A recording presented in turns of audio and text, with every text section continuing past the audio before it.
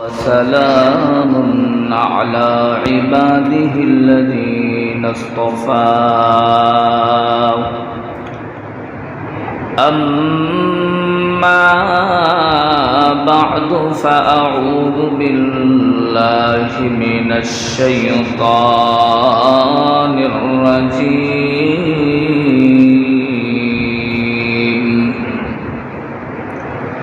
بسم الله الرحمن الرحيم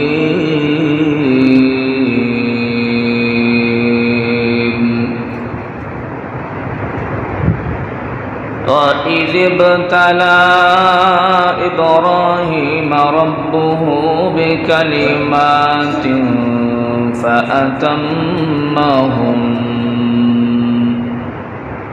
قال إني جاعلك للناس إماما وقال تعالى في آية أخرى ومن أحسن دينا ممن أسلم وجهه لله وهو محسن واتبع إبراهيم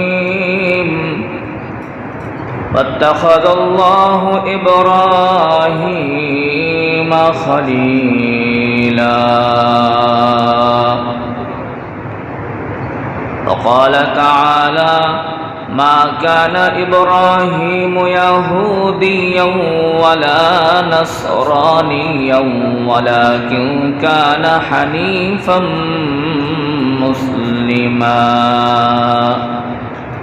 وما كان من المشركين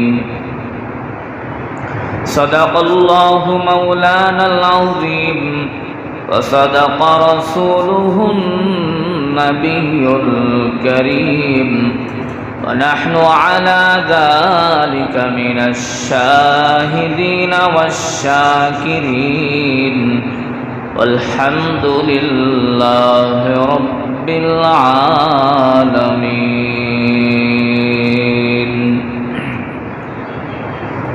الحمد لله আল্লাহ পাকের কাছে লক্ষ কোটি শুকর ও সুজুদ যে রব্বে করিম আমাদেরকে জিলহজ মাসে কোরবানিকে সামনে করে তার পবিত্র ঘর মসজিদে আসার বসার তৌফিক দান করেছেন শুকরিয়া আদায় করি বলি আলহামদুলিল্লাহ। সম্মানিত মুসল্লিন কিরাম, আমরা কোরবানির ইতিহাস এবং কোরবানির হাকিকত এবং মাসাইল ফাজাইল সম্পর্কে ইতিপূর্বে ধারাবাহিকভাবে আলোচনা শুনতেছিলাম। ইব্রাহিম আলাইহিস সালাতু ওয়াস সালামের ত্যাগ এবং তার সংগ্রামী জীবন থেকেও আমরা আলোচনা শুনেছি। আল্লাহ তাআলা ইব্রাহিম আলাইহিস সালাতু ওয়াস সালামকে সারা পৃথিবীর ইমাম হিসাবে, জাতির পিতা হিসাবে আল্লাহ তাআলা তাকে নির্বাচন করেছেন এবং আল্লাহ তাআলা তাকে খলিল উপাধি দিয়েছেন। ইব্রাহিম আলাইহিস সালাতু ওয়াস সালামের পবিত্র কোরআনে আল্লাহ তাআলা শুরু থেকে শেষ পর্যন্ত অনেক জায়গায় আল্লাহ তাআলা তার অনেক প্রশংসা করেছেন। প্রায় 25 জায়গায় আল্লাহ তাআলা 25টা সূরার মধ্যে প্রায় ইব্রাহিম আলাইহিস সালামের নাম আল্লাহ তাআলা উল্লেখ করেছেন। ইব্রাহিম খলিলুল্লাহ আলাইহিস সালাতু ওয়াস সালাম, আল্লাহ তাআলা ওনাকে নির্বাচন করেছেন। নির্বাচন করার জন্য অনেকগুলো পরীক্ষা তিনি নিয়েছেন আল্লাহ তাআলা। ওয়া ইয ইবতালা ইব্রাহিম রাব্বুহু বিকালিমাতিন ফাআতাম্মাহুন। আল্লাহ তাআলা ইব্রাহিমকে অনেকগুলো পরীক্ষা নিয়েছেন। ইব্রাহিম আলাইহিস সালাতু ওয়াস সালাম প্রতিটি পরীক্ষায় শতভাগ তিনি পাশ করেছেন। কালিমাতুন এর তাফসীর করতে গিয়ে উলামায়ে কেরাম অনেক কথাই বলেছেন যে এখানে কালিমাত দ্বারা কি উদ্দেশ্য। অনেকগুলো পরীক্ষা আল্লাহ তাআলা নিয়েছেন, এই পরীক্ষা দ্বারা কি উদ্দেশ্য, কি কি পরীক্ষা হতে পারে। তাই ইব্রাহিম আলাইহিস সালাতু ওয়াস সালামকে আল্লাহ তাআলা যে যে পরীক্ষা নিয়েছেন এর মধ্যে উল্লেখযোগ্য পরীক্ষা হলো নিজের সন্তানকে জবাই করা। জীবনের প্রথম দিক দিয়ে যে পরীক্ষাটা ছিল সেটা ছিল নিজের জানকে উৎসর্গ করা, সেটাও তিনি করেছিলেন এবং এটাতেও পাশ করেছিলেন। জীবনের শেষ দিকে এসে নিজের সন্তানকে উৎসর্গ করা, জবাই দেওয়া, এই পরীক্ষাও তিনি শতভাগ পাশ করেছেন। তে আল্লাহ তাআলা এই কারণে তার প্রতি খুশি হয়ে আল্লাহ তাআলা তাকে সারা পৃথিবীর জাতির ইমাম এবং আল্লাহ তাআলা তাকে খলিল বানিয়েছেন। আল্লাহ তাআলা পবিত্র কোরআনে বলেন, ওয়ামান আহসানু দীনাম মিম্মান আসলামা ওয়াজহাহু লিল্লাহি ওয়া হুয়া মুহসিন। এক আয়াতে আল্লাহ তাআলা রব্বুল আলামিন বলেন, ইন্না ইব্রাহিমা কানা উম্মাতান, নিশ্চয় ইব্রাহিম হলো এক জাতির সমতুল্য, একটা জাতি সম্প্রদায়। ইব্রাহিম আলাইহিস সালাতু ওয়াস সালামকে এককভাবে আল্লাহ তাআলা একটা উম্মত ঘোষণা করলেন। কি কারণে? যেহেতু সারা পৃথিবীতে তখন শিরিকের মিছিল আর ইব্রাহিম এককভাবে একাত্মবাদের মিছিল প্রদান করেছেন, তাই ইব্রাহিমের একার এই আহ্বানের জন্য গোটা একটা জাতির স্থলাভিষিক্ত, অর্থাৎ উম্মতের স্থলাভিষিক্ত।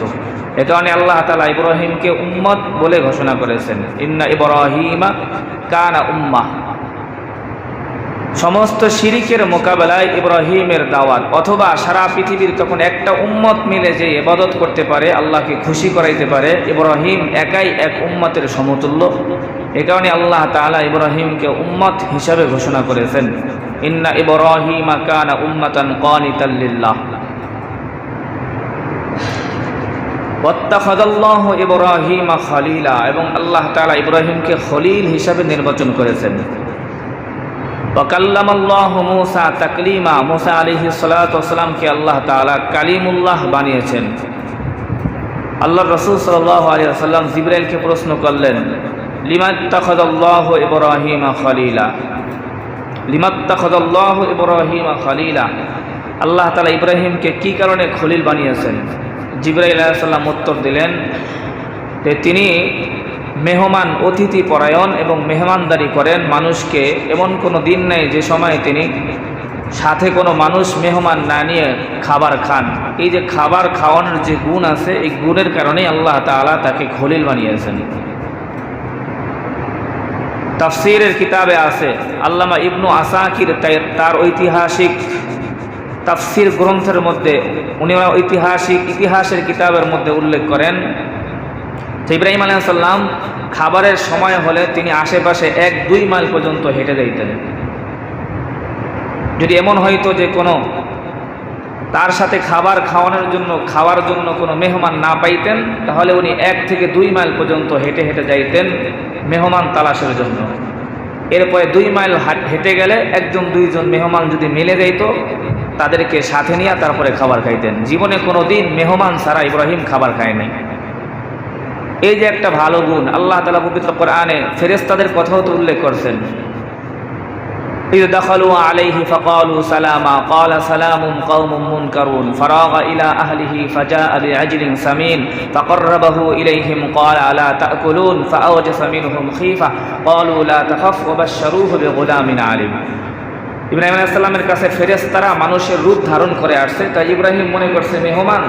তাড়াতাড়ি গিয়া স্ত্রীর কাছে গিয়া বলতেছে, তাড়াতাড়ি গোশত ভুনা করে দাও। গরুর গোশত ভুনা করে ফেরেশতাদের সামনে পেশ করেছেন। ফেরেশতারা কি আর গোশত খায় নাকি? ফেরেশতারা তো খাবার দাবার খায় না। তো যখন খাইতেছে না, ইব্রাহিমের মন খারাপ, ভয় পাইতেছেন, বুঝলাম না এটা কি মানুষ নাকি অন্য কোনো জাতি, খাবার খাচ্ছে না কেন? ফেরেশতারা বলতেছে, ইব্রাহিম তুমি তো আমাদের জন্য খাবার নিয়ে আসছো, আমরা তো মানুষ নাই, আমরা তো খাবার খাই না। লা তাখাফ, তুমি ভয় পেও না।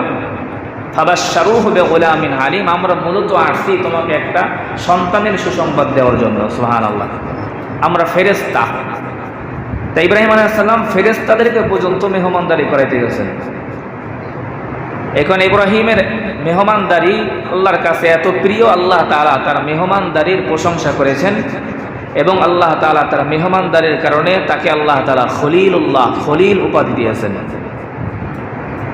এছাড়াও আল্লামা ফখরুদ্দিন রাজি রহমতুল্লাহ আলাইহি তার তাফসীরের কিতাবে, ফখরুদ্দিন রাজি তার তাফসীরে কাবীর অথবা মাফাতিহুল গায়ব, এই তাফসীরের কিতাবে উনি একটা ঘটনা বর্ণনা করেছেন যে আল্লাহ তাআলা কি কারণে তাকে খলিল বানিয়েছেন।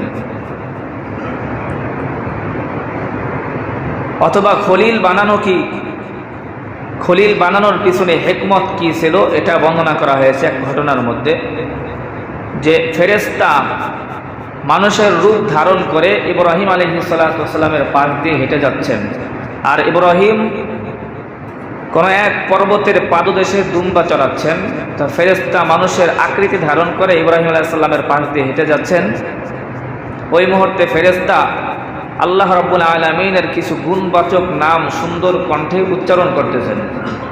সুবহানাজিল মুলকি ওয়াল মালাকুতি, সুবহানাজিল ইজ্জতি ওয়াল আজমতি ওয়াল কিবরিয়াই ওয়াল জাবারুতি, এই সমস্ত গুণবাচক আল্লাহ পাকের কিছু নাম উল্লেখ করতেছেন ফেরেশতা মানুষের রূপ ধারণ করে।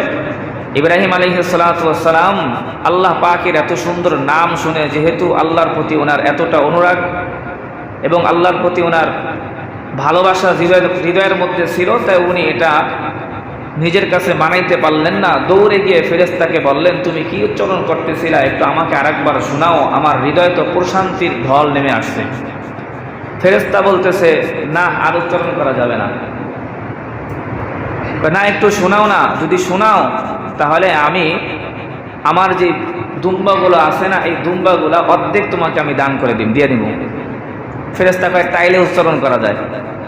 এবার ফেরেশতা আবার সুন্দর কণ্ঠ উচ্চারণ করতেছে, সুবহানাজিল মুলকি ওয়াল মালাকুতি, সুবহানাজিল ইজ্জতি ওয়াল আজমতি ওয়াল কুদরতি ওয়াল হাইবাতি ওয়াল কিবরিয়াই ওয়াল জাবারুত।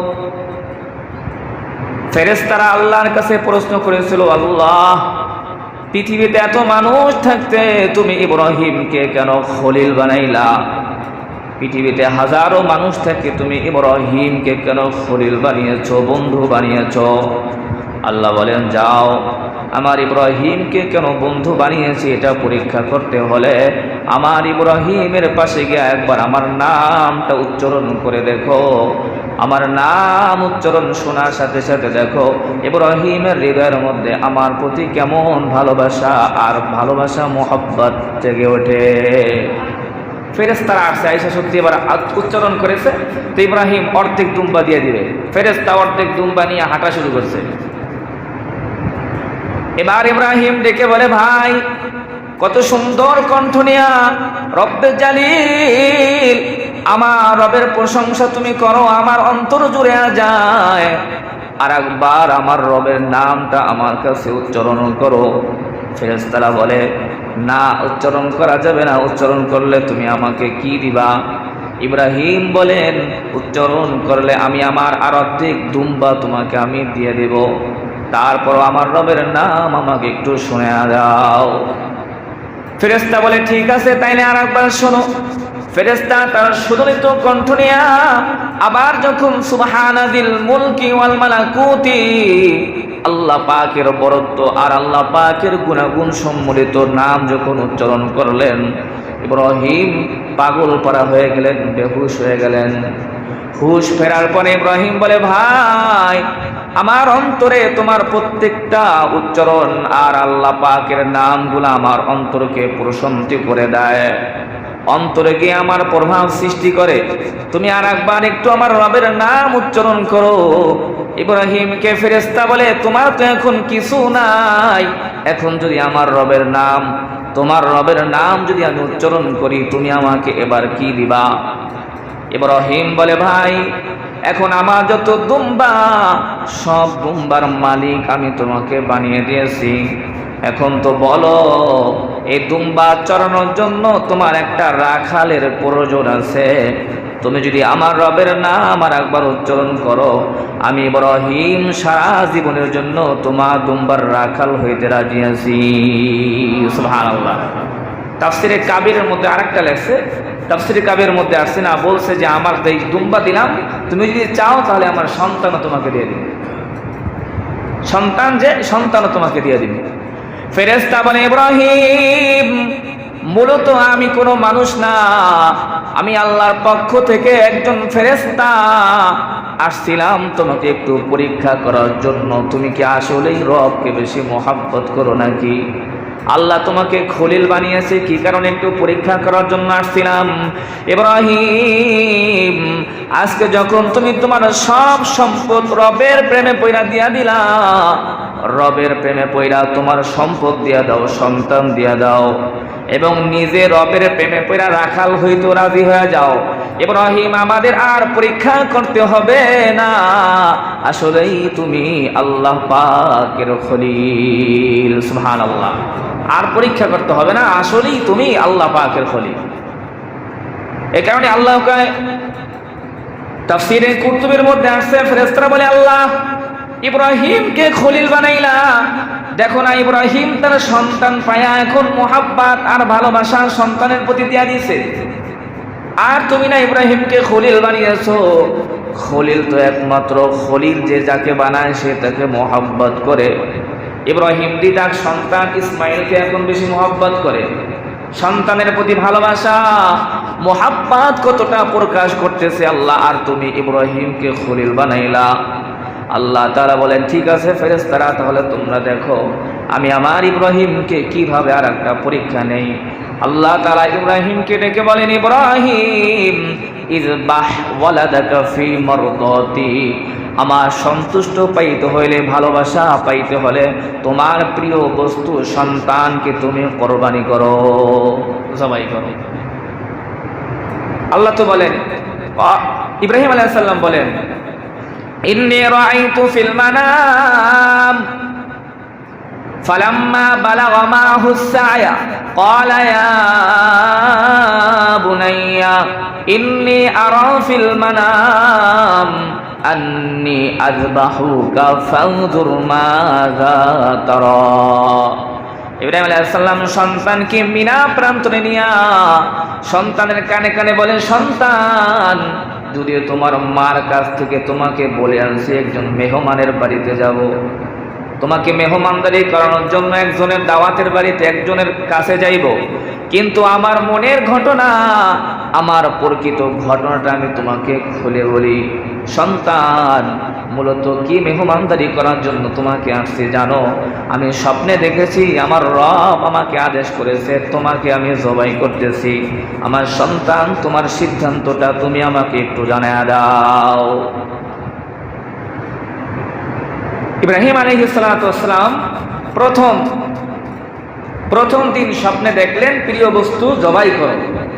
ওনার কাছে সন্দেহ মনে হইল, এটা কি আসলে রবের পক্ষ থেকে ওহী নাকি ওহী না, সন্দেহের মধ্যে পড়লেন। এ কারণে এটাকে বলা হয় ইয়াউমুত তারবিয়া। দ্বিতীয় দিন যখন আবার স্বপ্নে দেখলেন, এবার বুঝতে পারলেন না এটা শয়তানের পক্ষ থেকে নয়, এটা আল্লাহর পক্ষ থেকে ওহী। তাই বুঝার কারণে এই দ্বিতীয় দিনটাকে বলা হয় ইয়াউমুল আরাফা।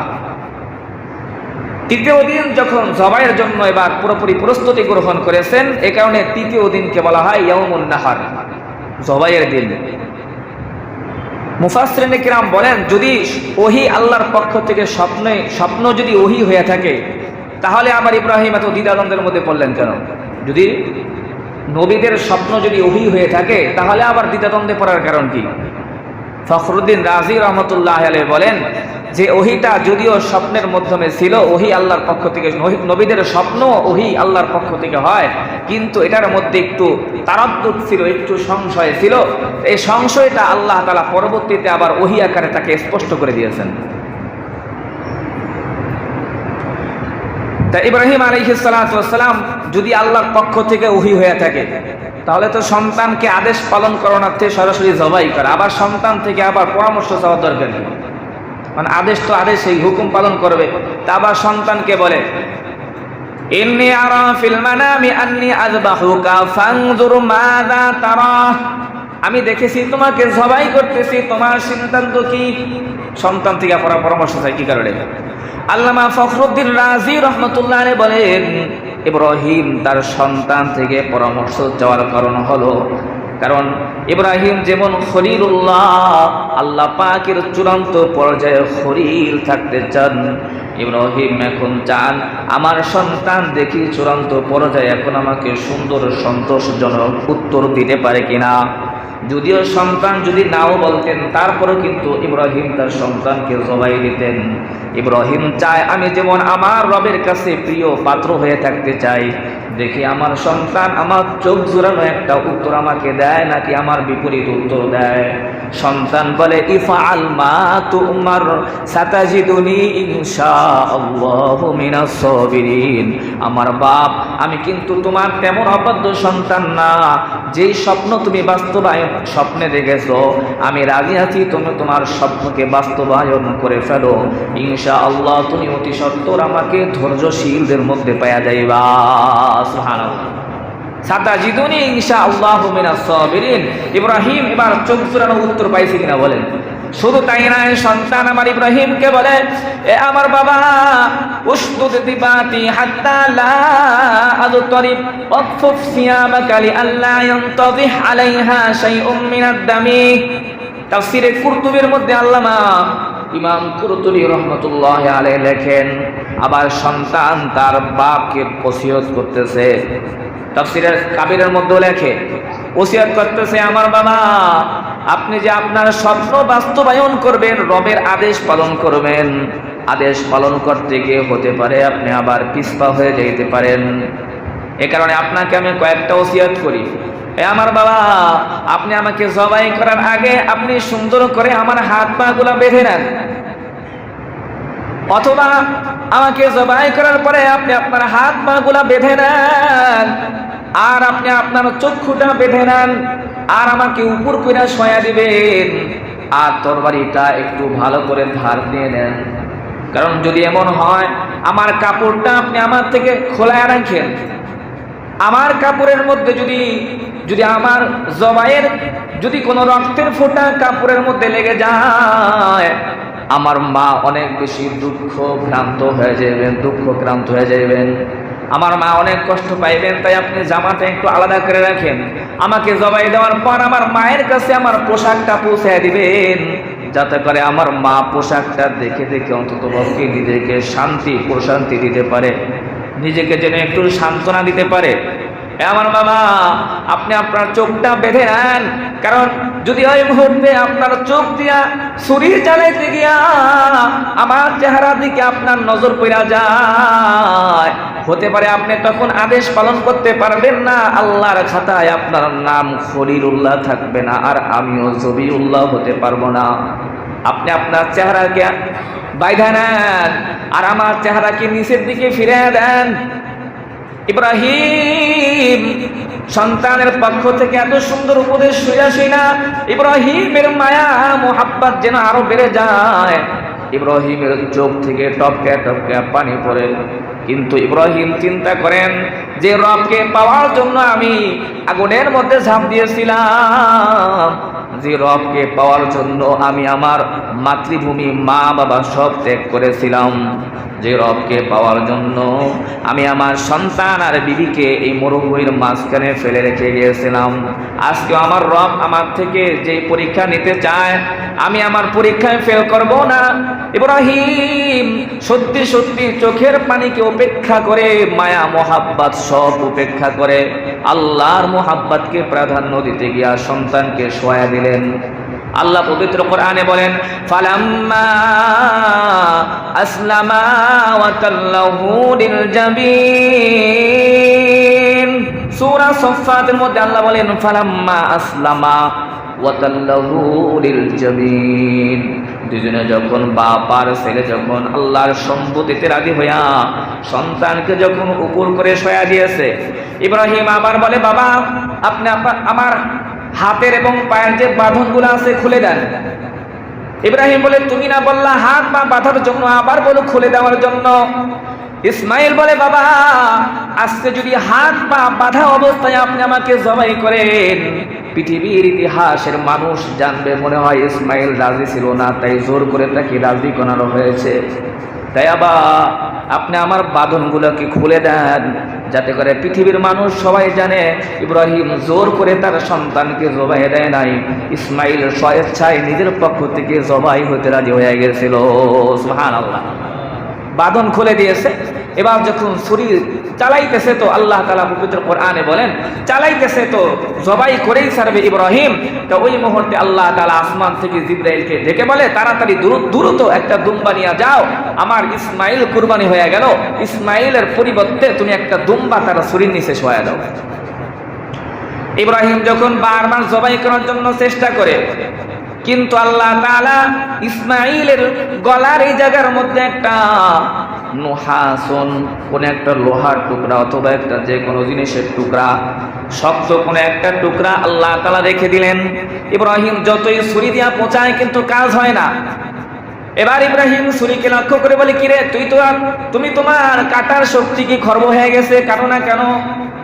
ছুরি ডাক দিয়ে বলে, ইব্রাহিম আমারনি খলিল ওয়া নাহানি জালিল। খলিলুল্লাহ আদেশ করে আর আল্লাহ রাব্বুল আলামিন নিষেধ করে, বলো কারটা শুনবো। খলিল বলে জবাই হইতে, আর জালিল আল্লাহ বলেন জবাই না হইতে, আমি কারটা শুনবো। ইব্রাহিম যখন জোরে শক্তি দিয়া জবাই দিতে যায়, ওই মুহূর্তে জিবরাইল আমিন উপর থেকে তাকবীর দিতে দিতে জমিনে আসে, আল্লাহু আকবার আল্লাহু আকবার।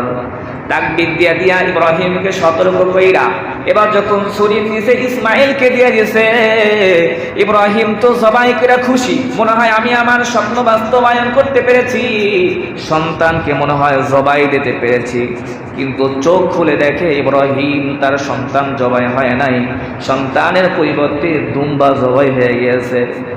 ইব্রাহিম কয় লা ইলাহা ইল্লাল্লাহু আল্লাহু আকবার। পাশে থেকে ইসমাইল বলে আল্লাহু আকবার ওয়ালিল্লাহিল হামদ। আল্লাহ রাব্বুল আলামিন ইব্রাহিমকে ডাক দিয়ে বলেন, ইয়া ইব্রাহিম কদ সাদ্দাকতার রুইয়া ইন্না কাযালিকা নাজিজিল মুহসিনিন। সূরা সাফফাতে আল্লাহ বলেন, ওই মুহূর্তে আল্লাহ তাআলা আসমান থেকে ডেকে বলে, ইয়া ইব্রাহিম কদ সাদ্দাকতার রুইয়া, তুমি তোমার স্বপ্নকে বাস্তবায়ন করে ফেলেছো, তুমি তোমার আদেশকে পালন করে ফেলেছো। ইন্না কাযালিকা নাজিজিল মুহসিনিন, আমি আল্লাহ তাআলা এমনি ভাবেই সৎকর্মশীলদেরকে প্রতিদান দিয়ে থাকি। সুবহানাল্লাহ, তুমি তোমার স্বপ্ন বাস্তবায়ন করে ফেলেছো। ইন্না হাযা লাহুয়াল বালাউল মুবিন ওয়া ফাদাইনাহু বিযিবহিন আযীম। মহান একটা জবাই তুমি করেছো, এই তোমার সন্তানের পরিবর্তে মহান একটা জন্তু আমি কি জবাই হিসাবে তোমাকে দান করেছি, তুমি তোমার স্বপ্ন বাস্তবায়ন করেছো। কি জবাই দিয়েছে? কেউ কেউ বলেন সেই দুম্বাটা ছিল আল্লাহ পাক জান্নাতের মধ্যে, সেই দুম্বাটাকে 40 বছর পর্যন্ত জান্নাতের মধ্যে বিচরণ করেছিল, সেই দুম্বাটা আল্লাহ তাআলা পাঠিয়ে দিয়েছেন। আবার কেউ কেউ বলেন যে কাবিল আর হাবিল যে দুম্বা কুরবানি দিয়েছিল, ওই দুম্বাটাই আল্লাহ তাআলা জান্নাতে রেখে দিয়েছেন, সেটাকে পাঠিয়ে দিয়েছেন। সুবহানাল্লাহ। ইব্রাহিম আলাইহিস সালাম যখন জবাই করতেছেন, তাফসীরে কুরতুবীর মধ্যে আছে ইব্রাহিম সন্তান জবাই করে আর বলে, ইয়া রব্বি, হে আমার রব, আমার পক্ষ থেকে তুমি আমার সন্তানকে কবুল করে নাও, আমার জবাইকে তুমি তোমার সন্তুষ্টির জন্য কবুল মঞ্জুর করে নাও। তাফসীরে কুরতুবীর মধ্যে লেখে, আল্লাহ তাআলা তখন অদৃশ্য থেকে আল্লাহ তাআলা ডেকে ডেকে বলতেছেন, ইয়া ইব্রাহিম লাম ইয়াকুনিল মুরাদু যাবাহাল ওয়ালাদ ওয়া ইন্নামাল মুরাদু আন তারুদ্দা কলবাকা বিকুল্লিয়াতিন ইলাইনা ফালাম্মা রাদাত্তা কলবাকা বিকুল্লিয়াতিন ইলাইনা রাদাদনা ওয়ালাদাকা ইলাইক। ইয়া ইব্রাহিম লাম ইয়াকুনিল মুরাদু যাবাহাল ওয়ালাদ, তোমার সন্তান জবাই করাটা জবাই হয়ে যাক এটা আমার উদ্দেশ্য নয়। ওয়া ইন্নামাল মুরাদু আন তারুদ্দা কলবাকা বিকুল্লিয়াতিন ইলাইনা, আমার উদ্দেশ্য হলো তোমার যে মহব্বত আছে, ভালোবাসা আছে, সেটা তুমি সন্তানের প্রতি যে একটু দিয়েছিলা, ওই মহব্বতটা পুরাপুরি সন্তান থেকে আমার প্রতি আইসা যাক, এটাই আমার উদ্দেশ্য। সুবহানাল্লাহ। ফালাম্মা রাদাত্তা কলবাকা বিকুল্লিয়াতিন ইলাইনা, ইব্রাহিম যখন তুমি আজকে প্রমাণ করে দিলা সন্তানকে জবাই দেওয়ার মাধ্যমে তোমার মোহাব্বত আমার প্রতি পুরা ফিরিয়ে দিয়েছো, আমি আল্লাহ পাকের উদ্দেশ্য ছিল এটাই যে তোমার সন্তান কুরবানি করা আমার উদ্দেশ্য ছিল না, আমার উদ্দেশ্য ছিল তোমার মোহাব্বতকে আমার দিকে এককভাবে ফিরিয়ে দেওয়া।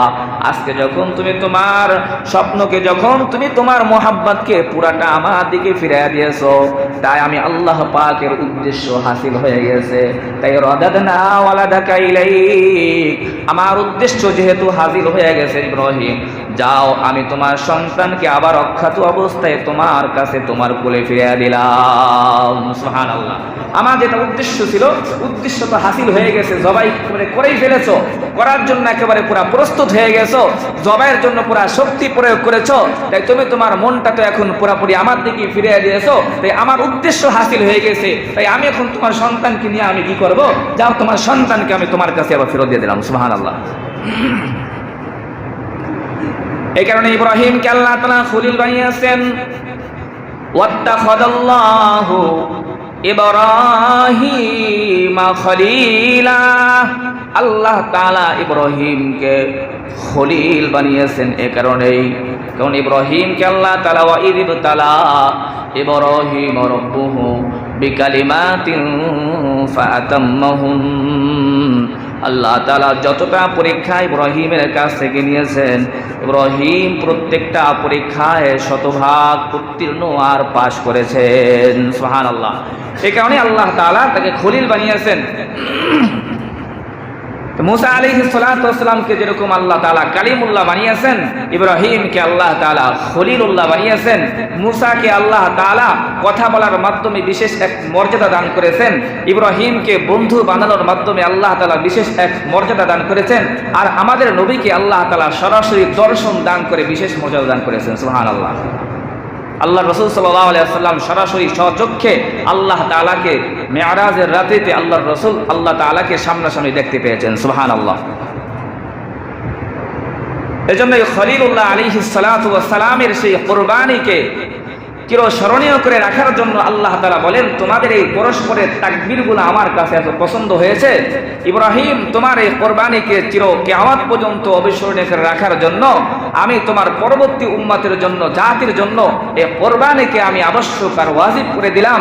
শুধু তাই নয়, তোমাদের পরস্পরের যে বাক্যগুলো উচ্চারণ করেছো, আল্লাহু আকবার আল্লাহু আকবার, লা ইলাহা ইল্লাল্লাহু আল্লাহু আকবার ওয়ালিল্লাহিল হামদ, এই বাক্যগুলো আমি আল্লাহ তাআলা কুরবানির দিনগুলোতে, আইয়ামে তাশরীকের, তাকবীরে তাশরীকের দিনগুলোতে আমি আল্লাহ তাআলা প্রত্যেক ফরজ নামাজের পরে ওয়াজিব করে দিলাম। সুবহানাল্লাহ।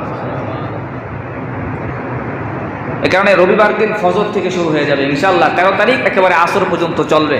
প্রত্যেক নামাজের পরে একবার তাকবীর বলতেই হবে, আল্লাহু আকবার, লা ইলাহা ইল্লাল্লাহু আল্লাহু আকবার ওয়ালিল্লাহিল হামদ। যদি কারো ইমাম সাহেবের যদি স্মরণ নাও থাকে, আপনারা চুপ করে থাকবেন, সবাই পিছন দিক থেকে ইনশাআল্লাহ যে যার মনে করে তিনি তাকবীরটা বলা শুরু করবেন, আল্লাহু আকবার, লা ইলাহা ইল্লাল্লাহু আল্লাহু আকবার ওয়ালিল্লাহিল হামদ। তাই ইব্রাহিম আলাইহিস সালামের এই সুন্নাতকে আল্লাহর রাসূলকে প্রশ্ন করলেন সাহাবায়ে কেরাম, মা হাদিহিল আদাহি ইয়া রাসূলুল্লাহ, ওগো নবী জবাই যে করি, এই যে এটা কি, এটা কোথা থেকে আসলো? সাহাবায়ে কেরামকে রাসূল বললেন, সুন্নাত আবিকুম ইব্রাহিম, এটা তোমাদের জাতির পিতা ইব্রাহিমের সুন্নাত। ক্বালু ফামা লানা ফিহা ইয়া রাসূলুল্লাহ, সাহাবায়ে কেরাম বলেন, ওগো নবী এই সুন্নাতের মধ্যে, এই কুরবানির মধ্যে আমাদের জন্য কি রয়েছে? নবীজি বলেন, ক্বালা বিকুল্লি শারাতিন হাসানা, প্রত্যেকটা পশমের বিনিময়ে এক এক করে আল্লাহ তাআলা নেকি দান করবেন। ক্বালু ফাসুফু ইয়া রাসূলুল্লাহ, ওগো নবী তাহলে দুম্বা, এগুলোর মধ্যে তো পশম অনেক বেশি হয়ে থাকে, তাহলে কি দুম্বার পশমের বিনিময়ে আল্লাহ আমাদেরকে বেশি সওয়াব দান করবেন? নবীজি বলেন, ক্বালা বিকুল্লি শারাতিন মিনাস সুফি হাসানাতুন, প্রত্যেকটা দুম্বা বলো, উট বলো, প্রত্যেকটা জন্তুর পশমের বিনিময়ে আল্লাহ তাআলা এক একটা নেকি সর্বনিম্ন তোমার আমলনামার মধ্যে আল্লাহ লিখে দিবেন। সুবহানাল্লাহ। মা আমিলা ইবনু আদম মিন আমালি ইয়াওমান নাহরি আহাব্বা ইলাল্লাহি মিন ইহরাকিদ দাম ওয়া ইন্নাহু লায়াতি ইয়াওমাল কিয়ামাতি বিকুরুনিহা ওয়া আশআরিহা ওয়া আগলাফিহা। শুধু তাই নয়, রাসূল বলেন নহরের দিনগুলোতে, জবাইয়ের দিনগুলোতে বনি আদম এর চাইতে উত্তম কোনো আমল আর করতে পারে না। কারণ যখন সে জবাই করে কোরবানির জন্তুগুলা, কাল কিয়ামতের ময়দানে তার খুর এবং তার মাথার শিং এবং প্রত্যেকটা পশম সহ দয়াময়ের সামনে উপস্থিত হয়ে যাইবে। সুবহানাল্লাহ। وإن الدم لا يقع من الله بمكان قبل أن يقع في الأرض فطيبوا بها نفسا। এবং কুরবানির জন্তুর রক্তগুলা মাটিতে গড়িয়ে পড়ার আগে আগেই তার সওয়াব এবং তার আমলনামা আল্লাহর কাছে যোগ হয়ে যায়।